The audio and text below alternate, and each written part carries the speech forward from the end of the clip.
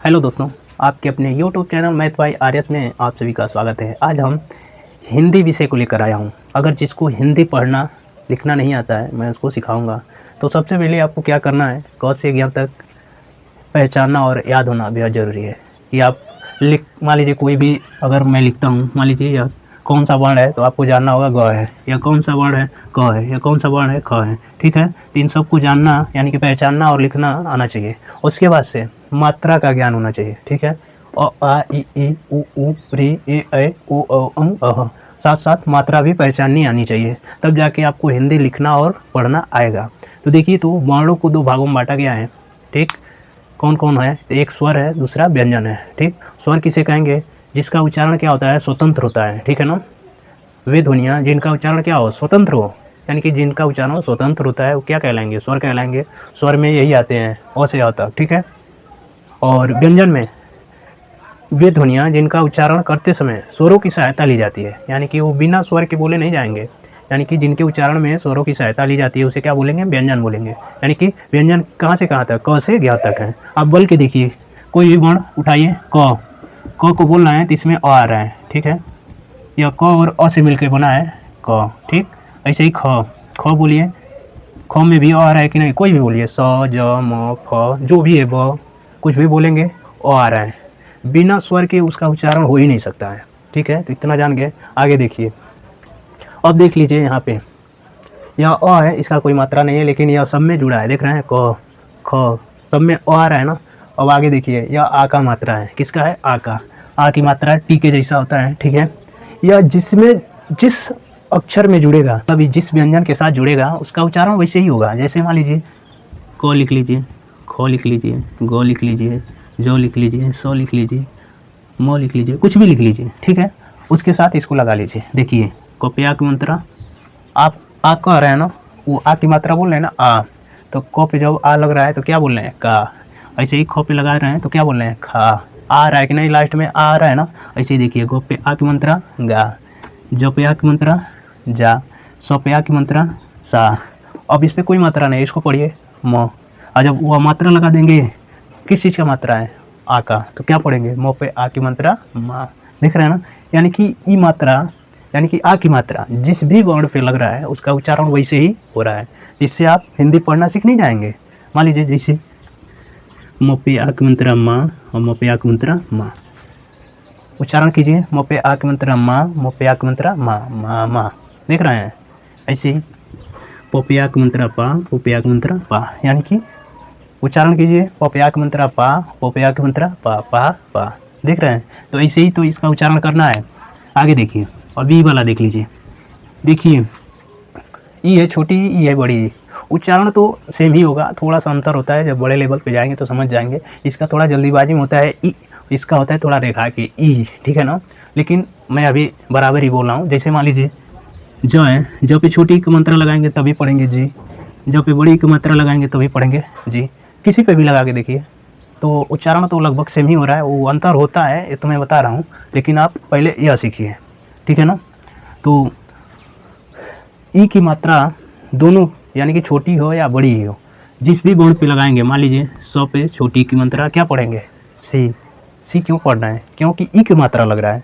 अब ग पे बड़ी की मात्रा लगाइए, क्या पढ़ रहे हैं, गी।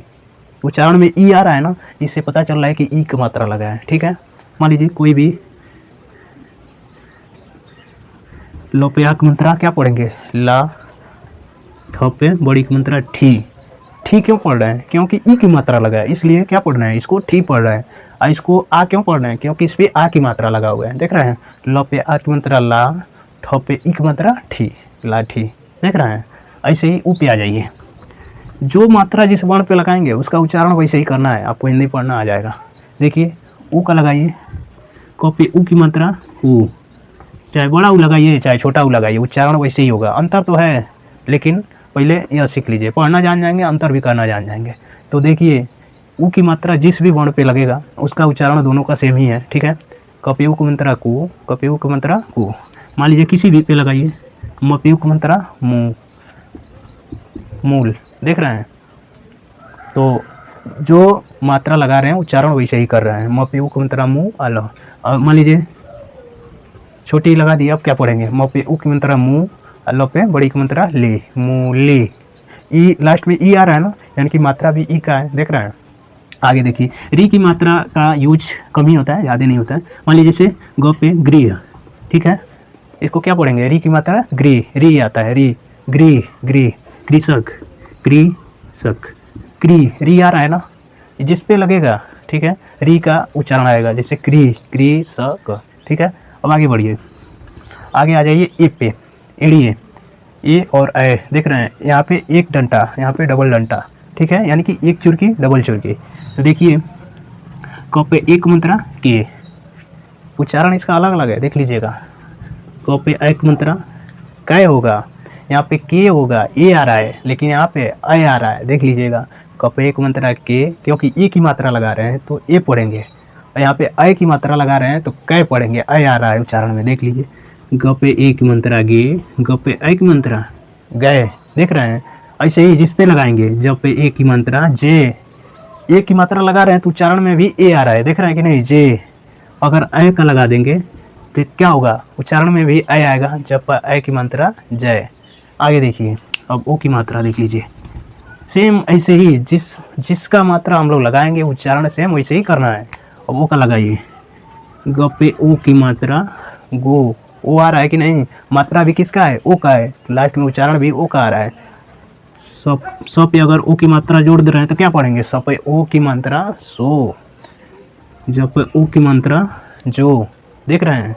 किसी भी वर्ण पे जैसा मात्रा लगाएंगे उच्चारण भी वैसे ही करना है। अब लाइए, अब आ जाइए औ की मात्रा पे, औ लगाइए, स पे औ की मात्रा सौ, औ आ रहा है कि नहीं उच्चारण में। जब पे औ की मात्रा जौ, ग पे औ की मात्रा गौ, यानी कि जिस पे जो मात्रा लगेगा उच्चारण सेम वैसे ही होगा, ठीक है। अब देखिए अंक का लगाएंगे तो क पे अंक की मात्रा कंग, ख पे अंक की मात्रा खंग, अ पे अंक की मात्रा अंग, क अंक गंग गा, पढ़ते हैं ना अंग। ग पे अंक मात्रा गंग, ग पे अंक मात्रा गा। अतः आता है, इसका यूज बहुत कम ही होता है, अतः, ठीक। स्वतः, आता है, की मात्रा ये है तो अतः, लास्ट में आ रहा है, स्वतः, ठीक है। आशा करते हैं वीडियो पसंद आया होगा, तो प्लीज़ चैनल को सब्सक्राइब कीजिए, लाइक कीजिए, साथ ही साथ बेल आइकन को प्रेस कीजिए, ताकि जो भी हमारी नई वीडियो हो वो आप तक आसानी से पहुंच सके। फिर मिलते हैं अगली वीडियो में, तब तक के लिए धन्यवाद।